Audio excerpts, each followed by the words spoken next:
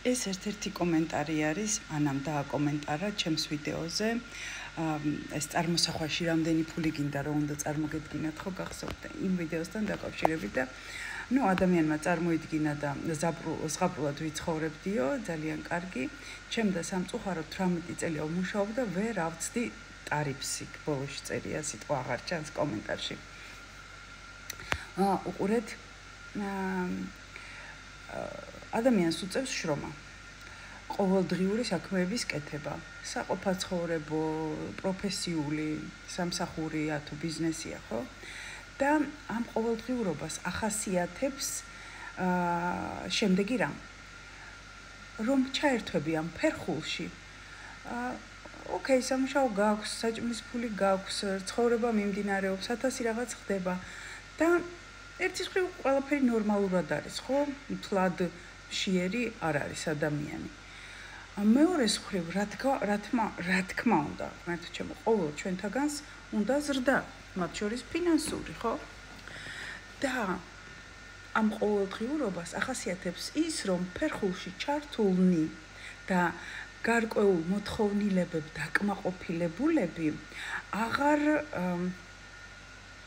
ვფიქრობთ ამ ზრდაზე.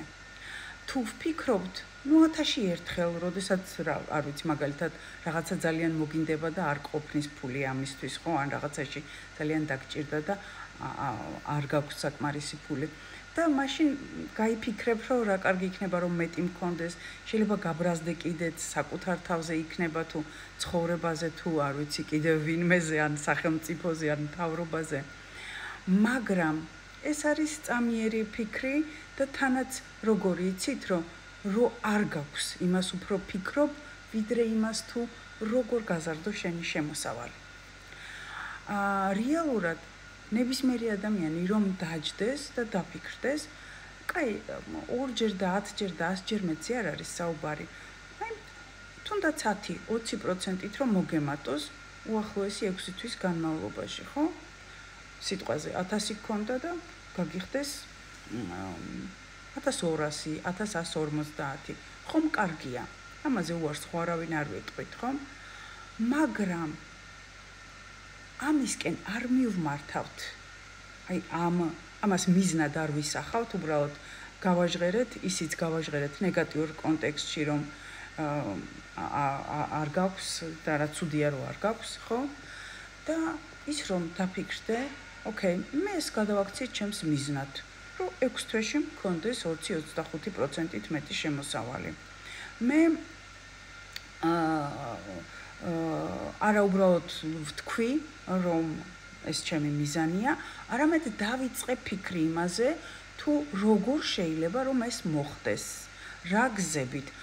ესე თუ ისე, თუ ისე, თუ ისე, ხო? ადამიანები ამას არ აკეთებენ ხოლმე, იმიტომ რომ პირველი მიზანი უკვე გავაჟღერე, ესა მიზეზი უკვე გავაჟღერე, ხო? მეორე მიზეზი ყოველდღიურობაში ჩაფლული, ხო? მეორე მიზეზი არის ის, რომ ადამიანს გონია, რომ მეტი იშოვოს, მეტი უნდა იმუშაოს.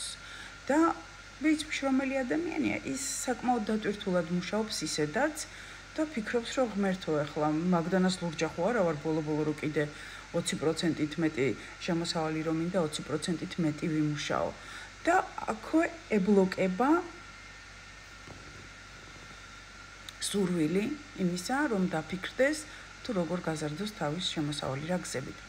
ამ დროს ესეც შემზღუდველი რწმუნებულების ნათელი მაგალითია, რომ მეტი ფული გქონდეს, მეტი უნდა იმუშაო. არა, შესაძლებელია ნაკლები იმუშაო და მეტი ფული გქონდეს.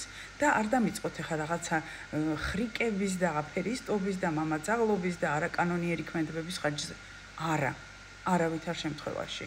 მე არაფერი ეკოლოგიურისკენ არასოდეს არავის არ ვუბიძგებ პირიქით. არამედ დაფიქრდე, თუ როგორ გახდე უფრო მაღალ ანაზღაურებადი სპეციალისტი. და უყურეთ კიდევ რას მინდა რომ მივაქციო თქვენი ყურადღება. უფრო მაღალ ანაზღაურებადი სპეციალისტი ხდები იმ შემთხვევაში, თუ ერთის მხრივ ხდები პროფესიონალი შენ საქმეში, დაიხვეწები, მეტი იცი, მეტი შეგიძლია, უფრო ღრმა ცოდნა გაქვს. მეორეს მხრივ, როდესაც შეგიძლია შენი თავის პრეზენტაცია, წარდგენა, რომ დიახ, მე მართლაც ასეთი ვარ.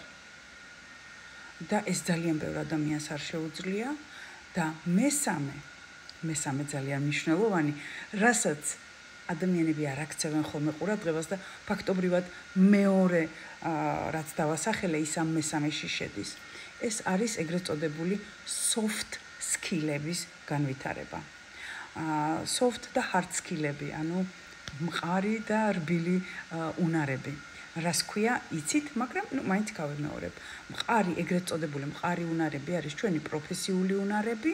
ხო, არ ვიცი, თუ მაგალითად ხელოსანი ხარ, მღებავი ხარ სიტყვაზე, ხო? შესანიშნავად ასწორებ და ღებავ კედლებს სიტყვაზე. თუ დურგალი ხარ, შესანიშნავ ხის ნაკეთობებს აწყობ.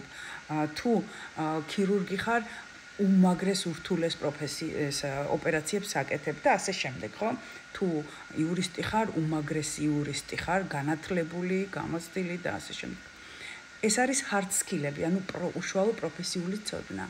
მაგრამ არანაკლებ მნიშვნელოვანია soft skill-ები, ანუ რბილი უნარები, ანუ ეს არის შენი ადამიანური უნარები, ეს არის შენი მოქნილობა, შენი აზროვნებისა და ქმედებებისა, ეს არის ადამიანებთან კომუნიკაციის უნარები, ეს არის თუნდაც თვითპრეზენტაციის უნარი, თუნდაც საკუთარი მომსახურების გაყიდვის უნარი.